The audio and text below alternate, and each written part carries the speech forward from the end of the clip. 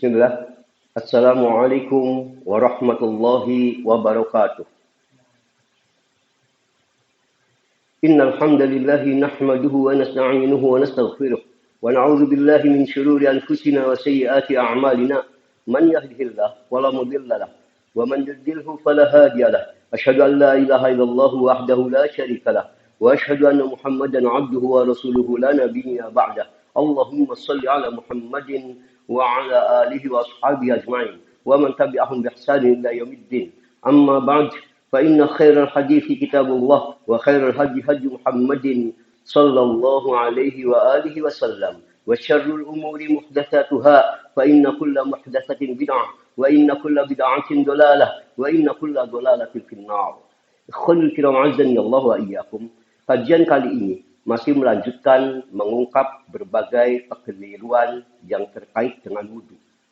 Dalam edisi sebelumnya, Ana telah menyebutkan dan menjelaskan 4 kesalahan yang terkait dengan wudu. Yang pertama yaitu mengucapkan niat dengan lisan. Yang kedua, tidak tasmiyah atau tidak membaca bismillah saat akan mengawali wudu. Yang ketiga, kesalahan yang terkait dengan madmadah, istinsyaq dan istinsyar, atau kesalahan yang terkait dengan berkumur, menghirup air ke hidung, dan saat mengeluarkan air baik yang dikumur maupun yang dihirup dari hidung. Dan yang keempat adalah kesalahan terkait mengusap hanya sebagian kepala saja pada saat wudhu, yakni tidak mengusap seluruh kepala. Itulah 4 perkara yang sudah Ana sampaikan dalam kajian di edisi sebelum ini. Dan untuk kali ini Ana masuk pada kajian mengungkap kesalahan yang kelima terkait bab wudu, yaitu memisahkan pengusapan kedua daun telinga dengan kepala saat berwudu. Maksudnya, kebanyakan kita saat mengusap kepala itu dipisah dengan mengusap dengan kedua telinga. Untuk kepala, kita ngambil air tersendiri, usap kepala, lalu untuk telinga kita ngambil lagi air lagi. Cara ini, menurut pendapat yang lebih rojih, adalah cara yang menyelisihi sunnah. Adapun yang lebih benar adalah antar kepala dan telinga itu dengan satu air yang sama. Yang nanti insya Allah spesifiknya pembahasan ini akan Ana sebut sebentar lagi. Sebelum kita masuk tentang perbedaan pendapat ulama masalah itu dan mana yang lebih rajih, Ana akan awali dulu tentang hukum mengusap telinga. Apakah mengusap telinga saat berwudu ini menjadi wajib atau sunnah? Perlu Ana sampaikan, ulama pada dasarnya telah sepakat disyariatkannya mengusap kedua telinga saat wudu. Itu ulama sepakat. Hanya ulama beda menentukan apakah itu hukumnya wajib ataukah hanya sunnah. Jumhur ulama mengatakan bahwa mengusap telinga itu tidak wajib, hanya sunnah saja. Ini adalah pendapat diantaranya dari mazhab Hanafi, sebagaimana terdapat dalam Hasyiah At-Tahawi halaman 47. Juga ini pendapat yang masyhur dari ulama mazhab Maliki, sebagaimana terdapat dalam Mawahibul Jalil juz 1 halaman 357, dan juga pendapat dari mazhab Syafi'i sebagaimana terdapat dalam Al-Majmu' juz 1 halaman 413. Mengapa mereka mengatakan mengusap telinga itu hanya sunnah, tidak sampai wajib? Mereka berdalil dengan Quran surah Al-Maidah ayat 6. Kita tahu di Quran surat Al-Maidah ayat 6 ini, oleh para ulama dijadikan perkara yang harus, yang hukumnya wajib saat berwudu. Yang saat berwudu wajib dilakukan dalam Quran surat Al-Maidah ayat 6 ini adalah faghsilu wujuhakum. Kata Allah, basuhlah wajah-wajah kalian. Wa aydiyakum ilal marafiq. Dan juga basuhlah tangan kalian sampai siku. Ini perkara yang wajib. Satu wajah, yang kedua membasuh tangan yang sampai siku.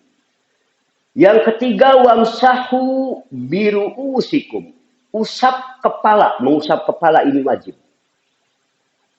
Yang terakhir, wa arjulakum ilal ka'bain. Basuhlah kaki Anda sampai mata kaki. Di ayat ini Allah tidak menyebut untuk masalah telinga, kata ulama yang menyunahkan. Karena itu telinga tidak termasuk perkara yang wajib untuk diusap saat berwudu. Ikhwan, a'azani Allah wa iyyakum. Pendapat ini setelah Anda cermati dengan memperhatikan pendapat ulama yang mewajibkan, maka pendapat ulama yang menyunahkan dengan beralasan tadi, tetap itu pendapat yang lemah. Dan pendapat yang kuat menurut hemat anak dengan melihat pendapat para ulama lain adalah pendapat yang mewajibkan. Tidak sedikit ulama yang mewajibkan mengusap telinga ini. Di antara ulama yang mewajibkan mengusap telinga adalah ini pendapat dari Madhab Hambali. Sebagaimana terdapat dalam kitab Al-Furu' juz 1 halaman 181. Sebagian ulama Maliki juga mewajibkan ini. Sebagaimana terdapat dalam kitab Hasyiyah Ad-Dasuki juz 1 halaman 98. Ishaq bin Rohawiyah juga mewajibkan hal ini. Sebagaimana bisa kita simak dalam Nailul Autor juz 1 halaman 161. Juga ini adalah pendapat Syekh bin Baz. Sebagaimana terdapat dalam Fatawa Nur al-Darb li Syekh bin Baz juz 5 halaman 112. Dan juga diperkuat oleh Syekh Al-Utsaimin rahimahumullah alaihim ajma'in dalam Asy-Syarhul Mumti' juz 1 halaman 188. Ulama yang tadi saya sebut itu mewajibkan mengusap telinga, bukan cuma menyunahkan. Adapun pendapat ulama yang tadi menyunahkan dengan alasan di Quran tidak disebut mengusap telinga, maka pendapat ini bisa dijawab sebagai berikut. Ada hadis yang diriwayatkan oleh Abu Dawud nomor hadis 134. Memang hadis ini diperselisihkan sanadnya. Ada yang mengatakan yang sahih itu mauquf, yaitu hanya dari perkataan sahabat. Ada yang mengatakan dari Abu Umamah radhiyallahu anhu. Tapi Syekh Al-Albani rahimahullah telah menjelaskan hadis ini dengan sangat panjang lebar dalam kitab beliau Silsilah As-Shahihah juz 1 halaman 81 sampai 93, nomor hadis 36, di mana beliau panjang lebar membicarakan sanad hadis ini. Kesimpulannya hadis ini sahih. Yaitu hadis mana yang saya maksud? Perkataan dari Nabi SAW, al-udhunan minar roksi. Al-udhunan, kedua telinga, minar roksi, bagian dari kepala. Jadi telinga itu bagian dari kepala. Jika telah dipahami seperti itu, maka kalau kita kembali merujuk ayat Al-Quran surat Al-Ma'idah ayat 6. Di mana ayat itu sudah jelas, wamsahu biru'usikum. Usap kepala. Walaupun di sini tidak disebut telinga, karena telinga itu bagian dari kepala, otomatis mengusapnya sudah masuk bagian dari ayat ini. Karena telinga bagian dari kepala. Maka kalau mengusap kepala wajib, mengusap telinga pun wajib. Demikian kata para ulama yang menyebutkan atau berpendapat mengusap daun telinga itu adalah perkara yang wajib. Ikhwan a'azani Allah wa iyyakum. Dan yang menguatkan perkara ini diantaranya adalah ada satu yang semakin memperkuat bahwa mengusap kepala ini juga bagian. Maksud saya mengusap dari dua daun telinga ini sudah masuk bagian dari kepala. Tidak disebut tersendiri juga. Adalah saat Nabi Shallallahu Alaihi Wasallam menyebutkan apa keutamaan orang yang berwudu. Di situ beliau, hadisnya cukup panjang, menyebutkan yang makna bebasnya saat seseorang berwudu. Kemudian dia membasuh tangannya berguguranlah dosa-dosa kecil yang dilakukan tangannya pada hari itu. Saat dia membasuh wajahnya, berguguranlah dosa-dosa yang dilakukan oleh wajahnya pada hari itu. Lalu, di antara redaksi hadis itu, disebut fa'iza masaha biroksi. Dan jika dia mengusap kepalanya, khorojatil khotoya min roksi, maka akan berguguran dosa-dosa dari kepalanya hatta tahrija min udhunaihi, sampai pun akan berguguran pula dosa yang dilakukan dari hidungnya. Coba kita perhatikan. Maksud saya min udhunaihi, dari kedua daun telinganya. Pada saat Nabi menyebut di hadis ini, seseorang yang saat mengusap kepalanya berguguran pula dosa yang dari kedua daun telinga. Ini menunjukkan dua daun telinga itu bagian dari kepala. Sebab redaksi awalnya khorojatil khotoya min roksi. Berguguran atau keluar dosa-dosanya dari kepalanya hatta takhruja min udhunai, sampai yang dari kedua daun telinganya pun ikut gugur. Jadi kedua daun telinga ini tidak disebut tersendiri, hadisnya terpisah, tapi digabung dengan min roksih, dari kepala. Ini sebagai isyarat bahwa kedua daun telinga itu bagian dari kepala. Hadis tadi yang saya baru sampaikan adalah hadis riwayat Nasa'i. Nomor hadis 103 yang kata Syekh Al-Albani rahimahullah dalam Sahihul Jami' nomor hadis 449 sahih. Ikhwan, a'azani Allah wa iyyakum. Terlepas dari apakah mengusap kedua daun telinga itu sunnah atau wajib.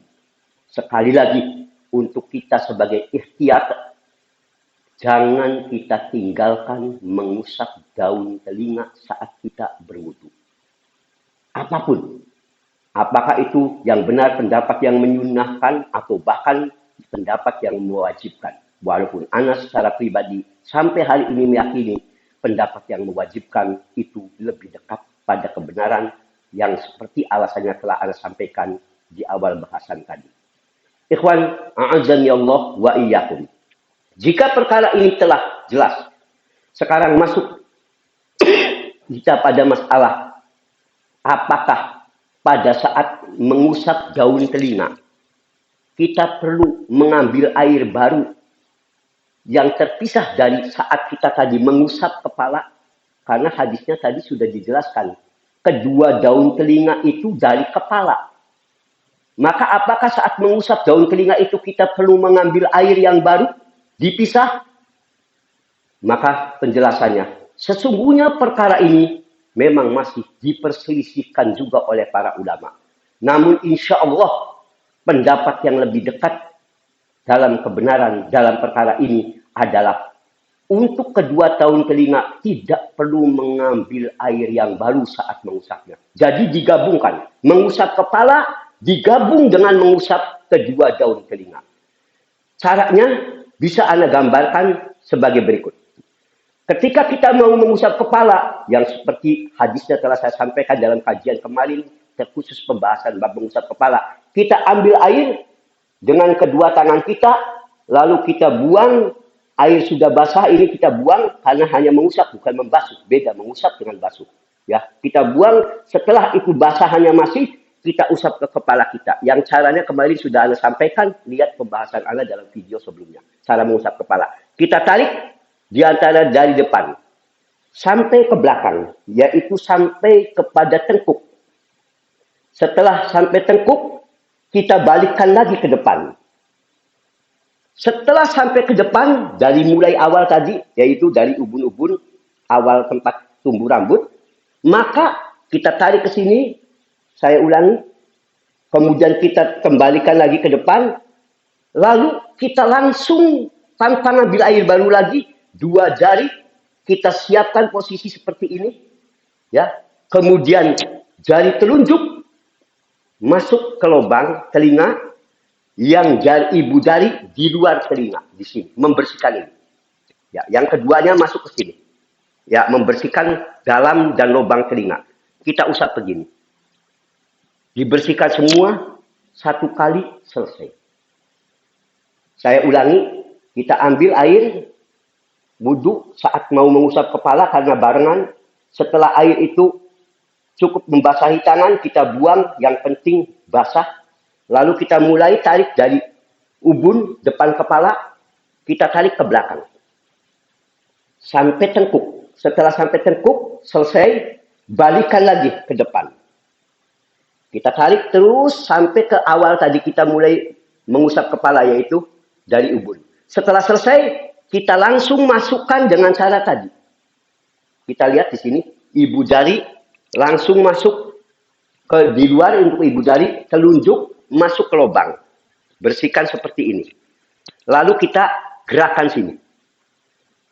Kita bersihkan, nyambung tadi dengan kepala tadi. Selesai. Hanya begitu. Itulah cara yang benar. Mana dalil masalah ini? Mari kita lihat. Pertama, Ibnu Abbas radhiyallahu anhuma mengatakan, Ra'aitun Nabiyya sallallahu alaihi wa alihi wasallam tawaddu'a. Suatu ketika aku pernah melihat Nabi sallallahu alaihi wa alihi wasallam bersabda. Hadis ini cukup panjang, lalu saya potong terkait masalah ini. Di dalamnya, dalam hadis ini, di situ ada lalu disebutkan, wa gharafa gharfatan, beliau lalu menyiduk satu ciduk air. Ngambil satu cidukan air, ya. Lalu famasaha ra'sah, beliau mengusap kepalanya, wa batina udhunaihi wa zahirahuma, dan sekaligus mengusap kepala dan sekaligus mengusap batin wa zahir, bagian dalam dan bagian luar kedua telinga beliau, katanya.